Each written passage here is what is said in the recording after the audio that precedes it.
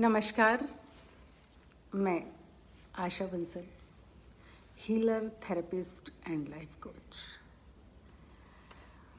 तो आज हम डिस्कस करेंगे भगवद गीता के दूसरे अध्याय का 14 श्लोक, जिसमें अर्जुन से भगवान श्री कृष्ण कह रहे हैं, हे अर्जुन, ये जड़ पदार्थ इंद्रियों के विषय सुख और दुख देने वाले और आने जाने वाले हैं, तुम इनको सहन करो। अब मैं आपको थोड़ा विस्तार में बताती हूँ। भगवान कृष्ण कह रहे हैं, हे अर्जुन, इंद्रियों के विषय कौन कौन से हैं? पूरा संसार, यानी हम आँखों से क्या देख रहे हैं संसार को, कानों से जो सुन रहे हैं, हमारे सेंसेस जो हैं जिनसे हम संसार को देख रहे हैं, सुन रहे हैं, टच कर रहे हैं, ये सब इंद्रियों के विषय हैं और ये जड़ पदार्थ हैं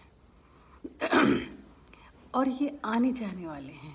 ये आएंगे, जीवन में जाएंगे। कुछ घटनाएं जीवन में आएंगी और जाएंगी, कुछ लोग आएंगे और जाएंगे, कुछ एक्सपीरियंस होंगे और कुछ आगे होंगे। तो ये आने जाने वाले हैं। भगवान कृष्ण कहते हैं कि हे अर्जुन, ये सुख और दुख आने जाने वाले हैं, तुम इनको सहन करो। जैसे सर्दी और गर्मी आती है और चली जाती है, सर्दी आती है फिर गर्मी आती है, फिर वो आते हैं और चले जाते हैं। अब तुम इनको सहन करो, इसके पीछे क्या फिलॉसफी है भगवान कृष्ण की? भगवान कृष्ण कहते हैं कि तुम इनको एक्सेप्ट करो।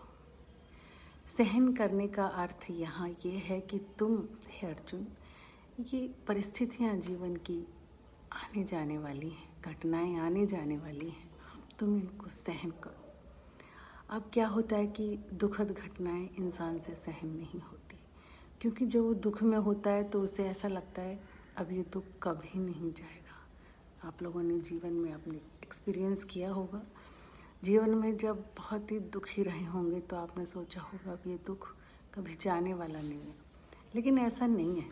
जो लोग आज इस वीडियो को देख रहे हैं, सुन रहे हैं, ऐसा बिल्कुल ना सोचें, ये जाएगा।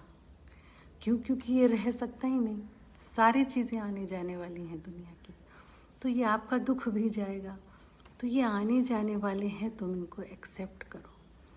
अब ये चीज़ हमसे एक्सेप्ट नहीं होती।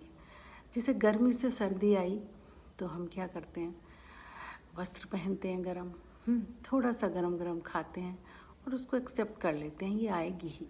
लेकिन जब दुख आता है तो हम बड़े विचलित हो जाते हैं, गुस्से में आ जाते हैं, डिप्रेशन में आ जाते हैं और कुछ भी कहने लगते हैं, अपना ना अवेयरनेस खो देते हैं।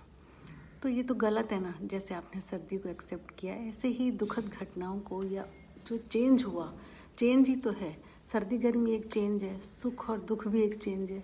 तो उसको आपको सहन करना चाहिए, एक्सेप्ट करना चाहिए, ये कह रहे हैं यहाँ भगवान कृष्ण। देखिए, अगर आप एक्सेप्ट नहीं करोगे तो बहुत सारे दुख और पैदा हो जाएंगे। मैं एक उदाहरण से समझाती हूँ। मान लो एक बच्चे की दूध की बॉटल है, कांच की, वो अचानक गिर गई, सारा कांच फैल गया। अब क्या करना चाहिए? अब हमें क्या उम्मीद रखें कि किसने गिराई, क्यों गिराई, शोर मचाएं, शोर मचा के बच्चा दौड़ के आए, उसके पैर में कांच लग जाए? नहीं। अब आपको धीरे धीरे कांच के टुकड़ों को उठाना चाहिए। क्यों? क्योंकि अगर आप किसी को ब्लेम करेंगे, शोर मचाएंगे, तो और लोग आएंगे और किसी को कांच लेकर समस्या और बढ़ जाएंगी। ऐसे ही जब हम एक्सेप्ट नहीं करते अपने जीवन में दुखद घटनाओं को, तो और आपके साथ समस्याएं हो जाएंगी, नेचुरली हो जाएंगी।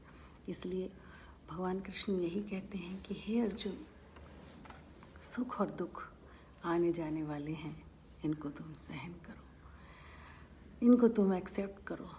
और सच में ये एक सिर्फ अभ्यास है लाइफ का। थोड़ा सा आप सोचेंगे और देखेंगे आपके जो भी घटना होती है मैं उसको एक्सेप्ट करता हूँ, तो आप उसको अच्छे से फेस कर पाएंगे। अदरवाइज़ आप अपने जीवन में फेस भी नहीं कर पाएंगे और अपने लिए समस्याएं बढ़ा लेंगे। तो यही था आज का श्लोक।